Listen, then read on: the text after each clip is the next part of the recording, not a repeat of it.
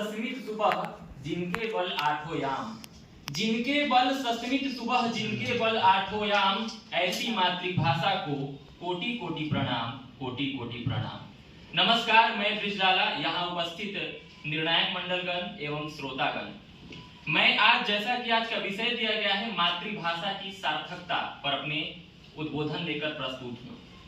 मातृभाषा की सार्थकता, मातृभाषा की शिक्षा में सार्थकता अनन्य है। जिसने मातृभाषा के महत्व को समझा, जीवन उसका धन्य है, जीवन उसका धन्य है। मित्रों, जब हम मातृभाषा की बात करते हैं तो हमारे पूर्व के वक्ता ने विषय को एक सीमित अर्थों में एवं गुमराह करने का प्रयास किया कि केवल मातृभाषा ये है वो है, लेकिन इसकी व्यापकता को हमने समझने का प्रयास नहीं किया। मातृभाषा केवल माँ मिट्टी से जुड़ी तो होती है, लेकिन मातृभाषा हमारी अनुभूति की भी पर्याय होती है, न सिर्फ अभिव्यक्ति की।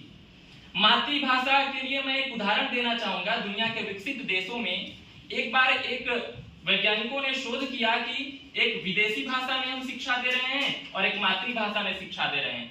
जब उनकी आकलन किया गया तो पता किया गया कि जिन बच्चों को प्राथमिक स्तर तक शिक्षा भी मातृभाषा में दिया गया, उनकी जो सृजनशीलता थी, उनकी जो प्रखरता थी, उनके मुताबिक अधिक थी। तो यह बात हमें स्थापित करती है कि चाहे हम सामाजिक, आर्थिक, राजनीतिक, सांस्कृतिक, आध्यात्मिक एवं बौद्धिक दृष्टिकोण से भी बात करें तो मातृभाषा की जो महत्ता है वह विश्व में अन्यतम है।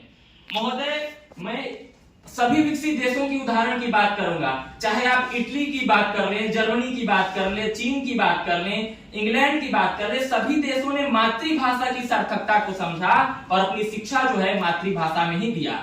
भले तथाकथित कई अंग्रेजी भाषाएं या जो विदेशी जिसे अंतर्राष्ट्रीय भाषाएं कहते हैं उनमें शामिल हुई, लेकिन उन्होंने इसकी सार्थकता से इनकार नहीं किया। मैं भारतीय नेताओं की बात करना चाहूंगा, श्री अटल बिहारी वाजपेयी जी, जिन्होंने संयुक्त राष्ट्र संघ में भी हिंदी की जो झंडा है बुलंद किया, और उसी परंपरा का निर्वहन करते हुए माननीय प्रधानमंत्री श्री नरेंद्र मोदी जी ने भी नई शिक्षा नीति को लागू किया, और न सिर्फ लागू किया अपितु विभिन्न वैश्विक संस्थानों में भी उसके प्रयोग को और प्रचार प्रसार को बढ़ावा दिया, जिसमें 5+3+3+4 का जो शिक्षा पद्धति है उसी की यह एक प्रासंगिक अनुभूति है। मित्रों, मैं एक और बात को जोड़ना चाहूंगा।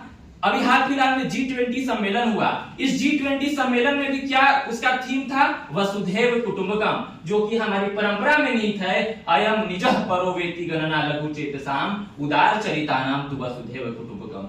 यह भावना भी दर्शाती है कि जो मातृभाषा की महत्ता है वह सर्वविदित है और मातृभाषा हमारे जीवन के विकास के लिए सार्थक है।